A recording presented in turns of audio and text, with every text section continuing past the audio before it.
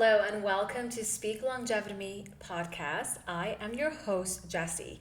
Here we share real stories and practical ideas about living well each day. We will talk with experts, practitioners, and everyday people in health and wellness to cut through the noise and give you insights you can use.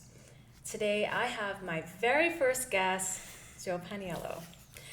Joe Pagniello is a seasoned longevity consultant, executive wellness advisor, and a professional coach with over 30 years of experience in health, fitness, and wellness. Based in Toronto, he specializes in helping individuals, executives, and wellness brands optimize performance, longevity, and overall well-being. He also incorporates mindset coaching, helping clients to strengthen their focus, resilience, and motivation. Throughout his career, Joe has built a reputation as a fitness leader and mentor. Welcome, Joe. Thank you. Thank you for having me. Thanks for being here. You ready to get started? For sure. Okay.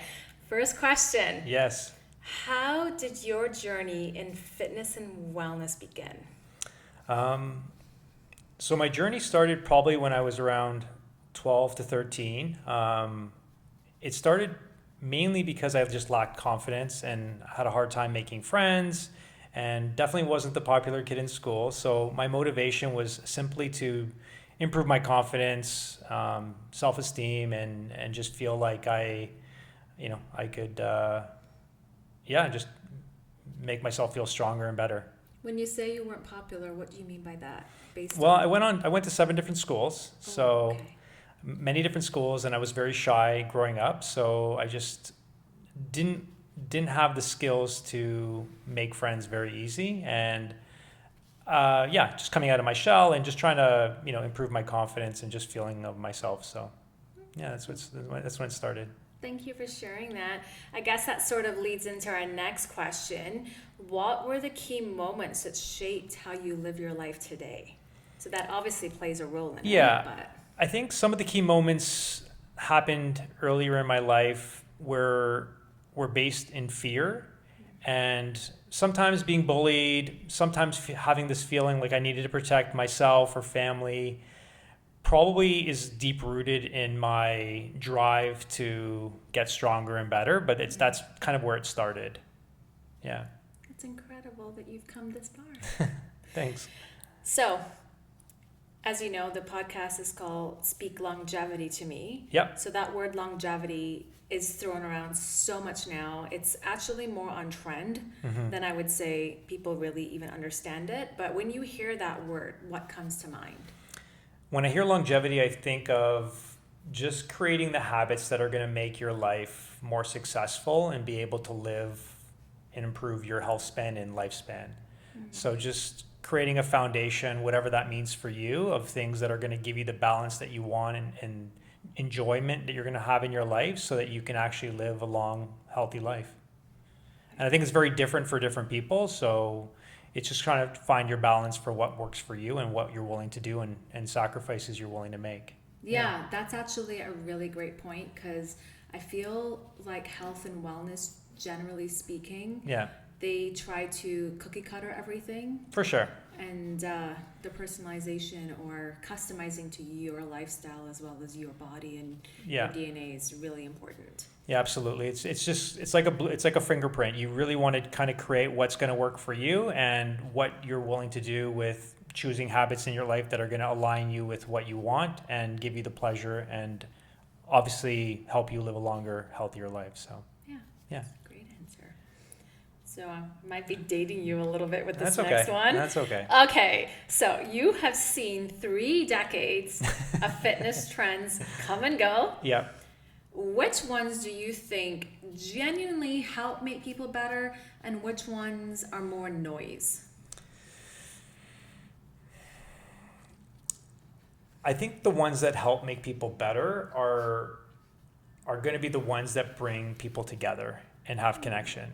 So it's not necessarily, it could be really anything, but if it's bringing people together and they're having more connection, I think that's going to help the most, as well as reducing the risk of injury to their body. So anything that's going to have high risk of injury to their body, probably not sustainable long term, because they might get injured and not be able to do it anymore.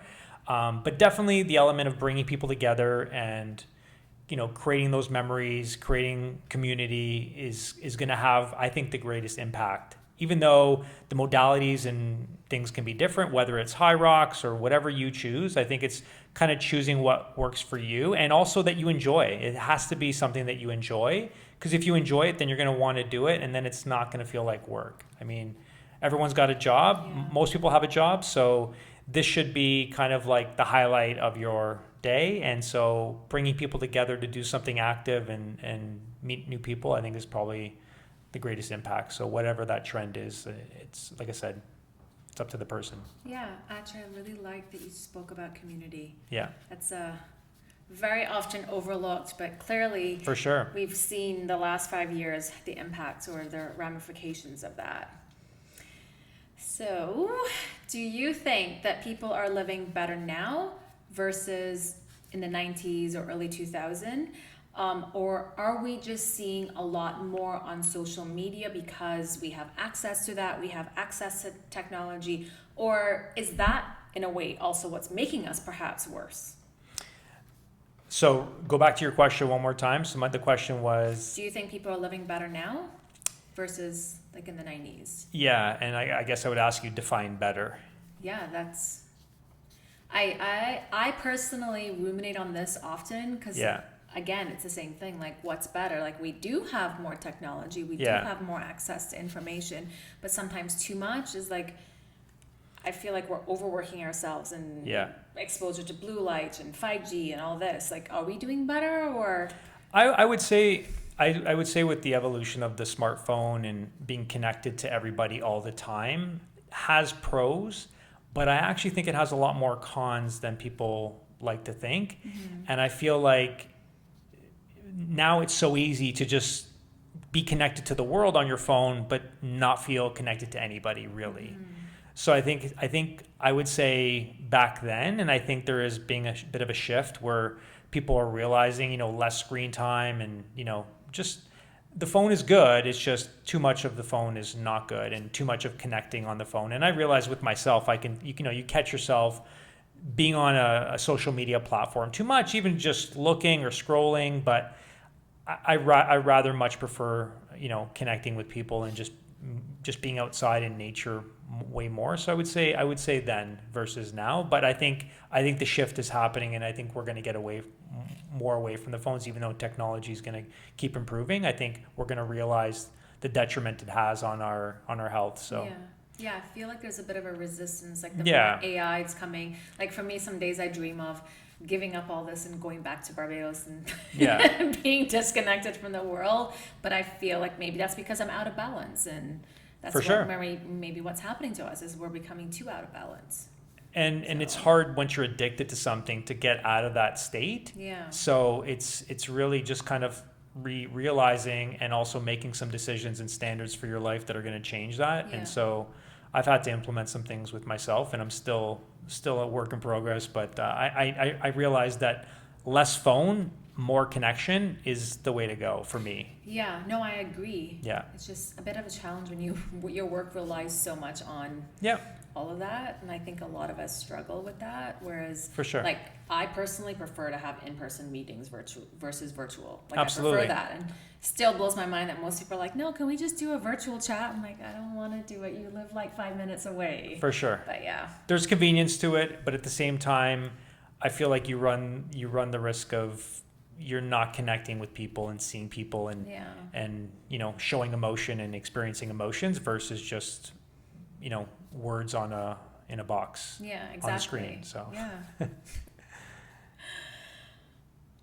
Okay, so now this one maybe really is going to date you. Okay. People are fascinated that you look 30 at almost 50 years old.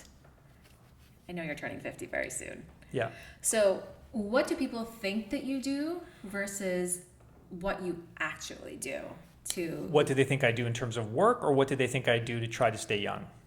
that. Like, I get people asking me all the time. They're like, we can't believe that Joe's almost 50. We thought he's 30. What's he doing? I'm like, I don't know. You see what he's doing. I think it's the years of just the habits that I've created over time that are just part of my life now and the way I live, and I don't think about it. But I think that's compounded significantly. And I also think there is an element of not being married, not having kids, not having other stresses to deal with that has helped me stay younger. In all fairness to my friends that that are married and have kids, I think there's definitely a lot less to worry about when you're just worrying about yourself. So I think that has a part to play, along with the other stuff. I'd say giving up alcohol and trying to get my sleep is probably the two biggest impacts I've had in the 30s, mid 30s, and late 40s that have really helped me try to keep that needle moving slowly. Yeah. But I think it's just a combination of a lot of things and choices I've made in my life that have brought me to this place. And I think that's kind of what's helped me stay as young as I can. Yeah. Well, thanks for sharing that. Yeah. My pleasure. If everything was stripped away and you could only keep 3 habits, what would they be? 3 habits would be proper sleep hygiene, regular exercise, and proper nutrition. Pretty. The foundations, The right? foundations, yeah. Yeah. We know about those foundations. Stay Absolutely. tuned on that. Absolutely. So we're dropping a little bit of a tidbit here, guys. So stay tuned. There's more to come on that. Absolutely.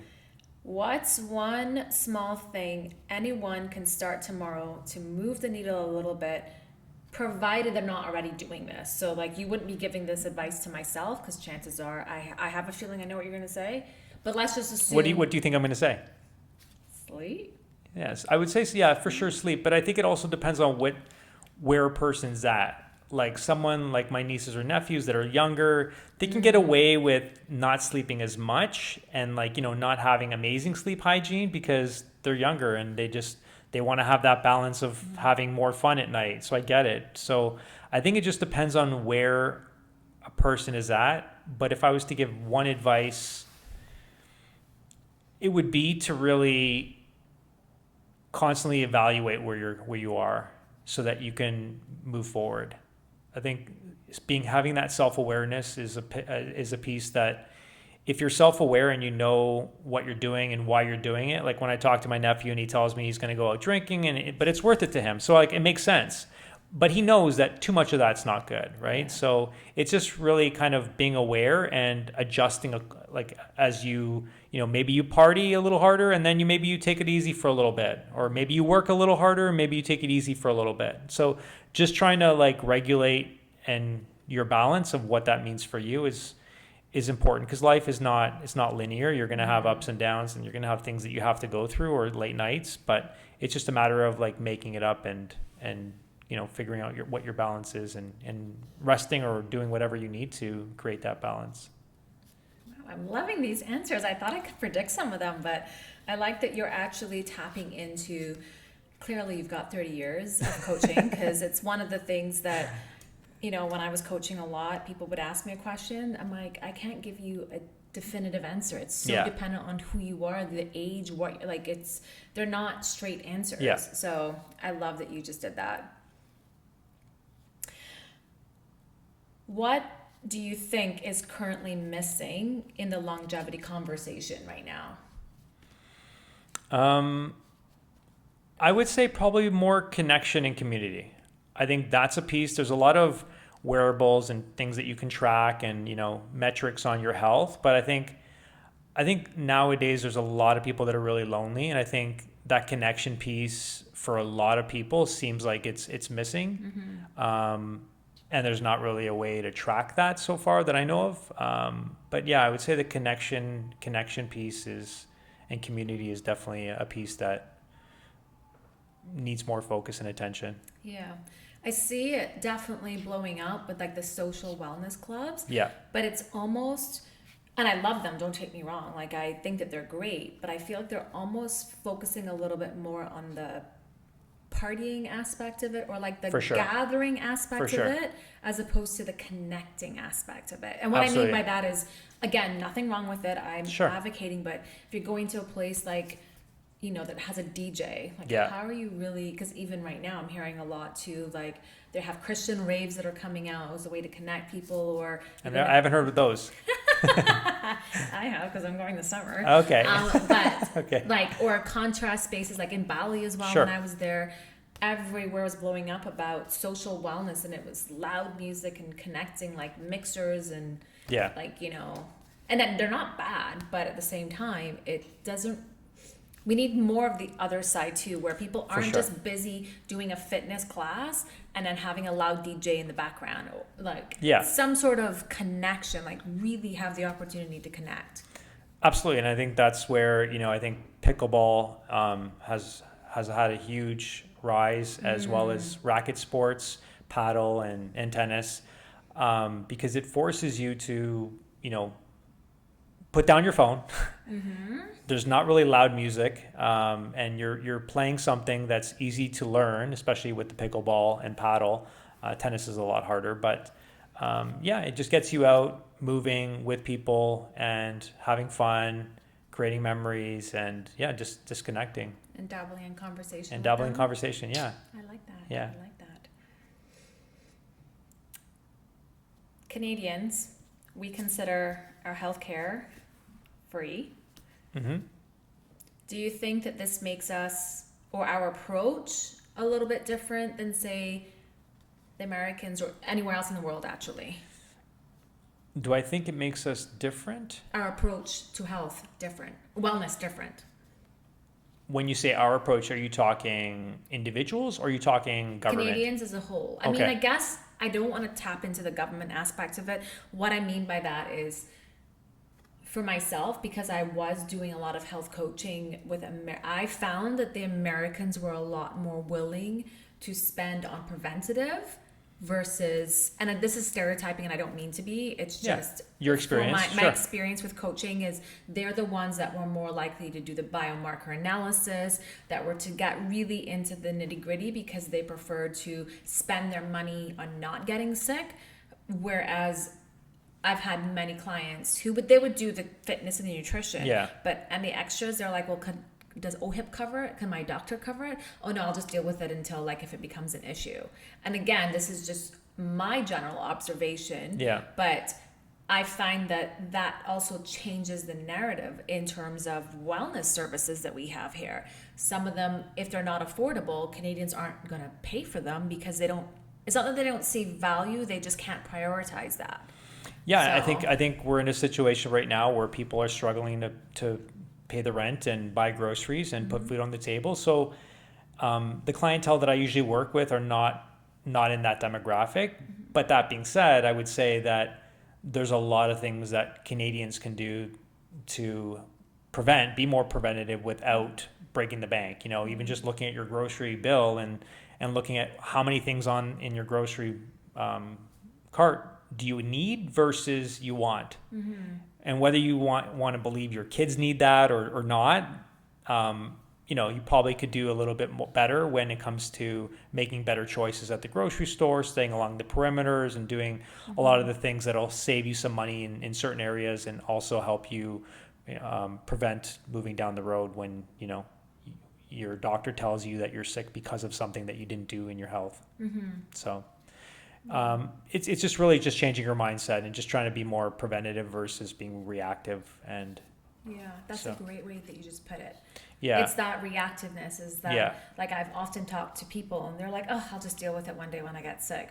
I'm like, well, why are you going to wait until you get sick? Let's just deal with it now. But I guess the urgency isn't really there. Yeah, it's kind of like, I look at it like I heard this expression before, or this metaphor before, where it's like there's like this firefighter mindset and you're just trying to put out fires. So you're not going to really attack it unless there's a reason to attack it. So like you're just going to kind of put it aside until it becomes a problem. Then you're going to have to put out that fire, versus having more of an architect mindset and kind of planning and being proactive and making sure you're doing the right things now, so that in a decade from now you're reaping the rewards of those choices. And I do think it does tie in a way to the healthcare system because, I've had a lot of acquaintances and people that I know of, especially in the cancer care world in the States, Absolutely. where they lose their house because the treatments are so bad. Absolutely. Or, if they have not just cancer, like any sort of debilitating disease that eventually, takes over. So I feel like maybe that shifts their mindset where they don't want to get themselves. It's like prevention is better than the cure type thing. So, so that does play a role. And I know that, I'm not trying to get into the government and all that sort of logistics, but I do note that difference. And it just... I haven't had to tap into our medical system really at all in my life, knock on wood. Mm-hmm. But that being said, it's nice to know that if you did have to go through some treatments, if you did, need cancer treatments and stuff, that you're not going to be losing your house or putting up a second mortgage because of it. Yeah. And Princess Margaret Hospital is one of the top hospitals in the world. So, not that I have anything to do with Princess Margaret. I was actually talking to a client today, and he was telling me like it's one of the top 3 places for people to go for treatments in the world. So I know, Joe. Yeah. Used to work there. I'm like, are you trying to throw me a little... No. Yeah, that's actually, being in the Caribbean, we didn't have access to things. Yeah. So it was that urgency. And for me, there was that comfort. Yes, I did work at Princess Margaret. Fantastic hospital, I would say. Yeah. Like anywhere in the world, if you can get there, get there. And the moment I became Canadian, I felt like a sigh of relief. Like I'm the only one in my family that's Canadian. So it's knowing that I have access to it if I need it one day. It's that comfort. For sure. So, and I think with comfort too, can come laziness as well. Yeah. So I think if you have that safety net versus you don't have that safety net, maybe you'd make some better choices knowing that it's not covered. So I think it kind of goes both ways, but it's really, I think part of it is education. Mm-hmm. Part of it is just helping people make better choices and just giving people better options. I've noticed kind of the further I go from major cities, the harder it is to find healthy options. So I think that's also something that we can do better with. When you're going up to Timmins or North Bay or places that are far away, like there's not a lot of healthy options. So it's harder for people to make better choices, especially when their kids are asking for, McDonald's or Tim Hortons or whatever. So yeah, that's a really good point that you made. So yeah. In the city here, we're pretty blessed with a lot of options, and but it's easy. It's easier here than it is in other places. So you have to make choices, and not everyone can live in the city because again the costs go up, and so it's kind of like it's hard. And I can empathize with people on that. I will say I learned to appreciate Toronto when I moved back to Barbados. The pain. Do you remember the pain of what it's like to get the groceries down there? Yes. It's painful, and I feel that if I was living there, yes, I will admit I would probably be a lot more on point with my health. Yeah. Whereas, not saying that I'm not, I am in longevity. I obviously take it very serious. For sure. But I do have the habit of this doesn't go off. So I'm constantly working. Yeah. And sometimes I'll be in flow and I don't want to have my workout because I want to get my work done. But I know that if I was living in Barbados, that workout would definitely be getting absolutely. Maybe you should put some sand on the balcony there to remind you that. All right, we digress. I guess we kind of talked about this a bit-ish, but maybe I'll be very direct. What's one thing that Canada is doing well for longevity? If you think that they're doing anything well. Well, I think having access, like we talked about, I think having access to the medical system, I think is definitely a pro. That being said, I also feel like even just for myself, trying to get tests and being proactive with my health, I have to really push my doctor to give me those tests. Mm-hmm. So these are things that I feel like if the government was to spend a bit more money in terms of being proactive, it could help save money on the back end. And I think that's something we can do better. Yeah. But I like that Canadians have access to healthcare and that everyone gets that access. So very well said. Pivoting now slightly, a little bit more focusing again. We're wrapping up here soon. Whose work or example has influenced your approach to longevity the most? Or like, what are some individuals that are in the space, whether they're well known or not, that you look up to or you take bits of their advice or you... In the longevity space? Yeah. Well, I use the word longevity, but to be honest with you, health and wellness kind of has so much overlap. I think over the years, I've taken a lot of courses with different practitioners, and I've tried to just take a piece of their gems of things that they've taught that were really good and that I thought I can implement and kind of create my own system. Charles Poliquin was great for many, many years. I took many of his courses, brilliant guy, and I learned a lot in terms of the strength training world. You know, Paul Chek's got some great stuff too. So yeah, I think just, learning from different experts in the industry, and, if someone spent 30 years learning about something and then you take a course and you learn a lot of what they learned in 30 years in the course, that helps speed up your learning process. So I would say probably one of my favorite podcasts right now is definitely Andrew Huberman. Still a fan of Andrew Huberman. Learned a lot of great protocols.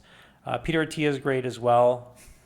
I'm okay to say it. I still think I still think he's got, whatever your opinion is, I still think he's got some great valuable stuff on his podcast. But yeah, those are a couple of my favorites right now. There. Yeah. Yeah, thanks for sharing. Is there anyone in your everyday life who you think embodies longevity? Other than you? That's why I said it cautiously, because I didn't want you to say me necessarily, but 100% you. I mean, this is what we do for a living. So obviously, you take it to another level based on your background, based on everything you do. So I would say you, but other than you? Yes. Other than you? Ideally. You don't have to name the person. Yeah. Just is there, or do you feel like, again, I kind of feel like you answered this with my previous question, whereby, one of the beauties about being in an industry for so long, yours 30 years, minus 20, is that you take little nuggets and then you create like this big, like you're basically like an encyclopedia of all the things that you've learned that you can't really carbon copy. Yeah, you're creating your system of what works for you based on a lot of the experts giving you gems along the way, and kind of creating your own system and protocols that are tried, tested, and true for you. So there's way too many to name. Yeah, absolutely. Okay, we are wrapping up. On that note, rapid fire. Okay. So got some rapid fire questions. Sounds for you. Good. Just making sure this is not tapped out here.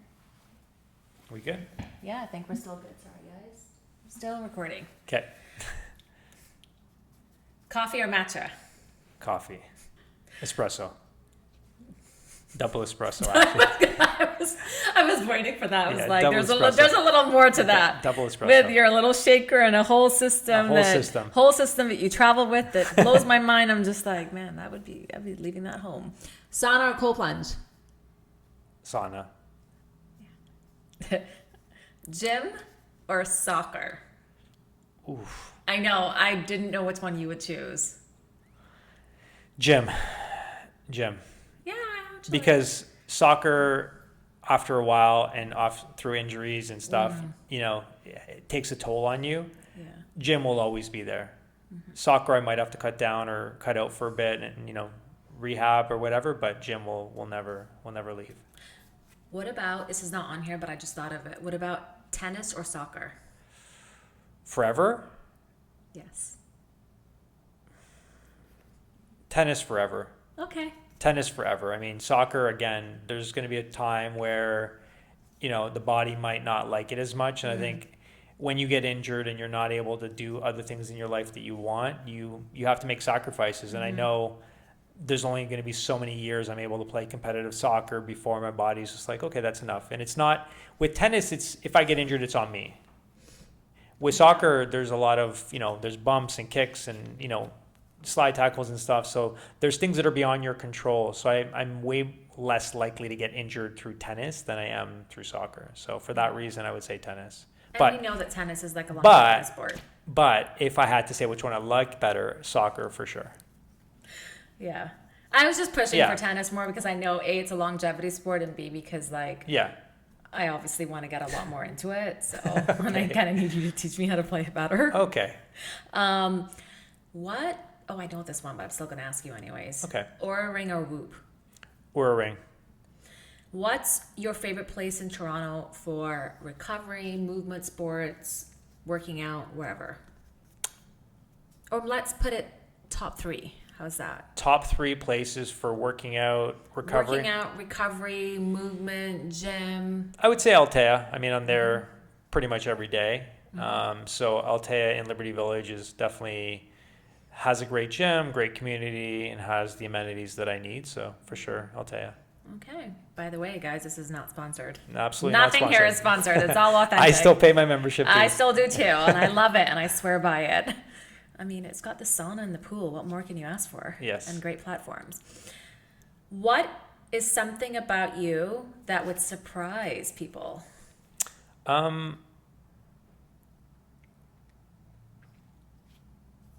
Probably my creativity. I'm creative, and I have an art side of me that's not often expressed. But I want to get back to implementing that in my life, whether it's through drawing or painting or, yeah, just I'm definitely a creative person. How did I not know that? Yeah. Well, that's why you had a podcast to ask That's me. why I have a podcast. See, guys, even after 10 years, I still don't know you that well. Now, final question. What legacy do you hope to leave? I would say just empowering people in general. Giving people a sense of empowerment to make choices and, create the life that they want, I think is the legacy I want to leave. I like that. And I did notice, we're going to digress very slightly because I want to end on this.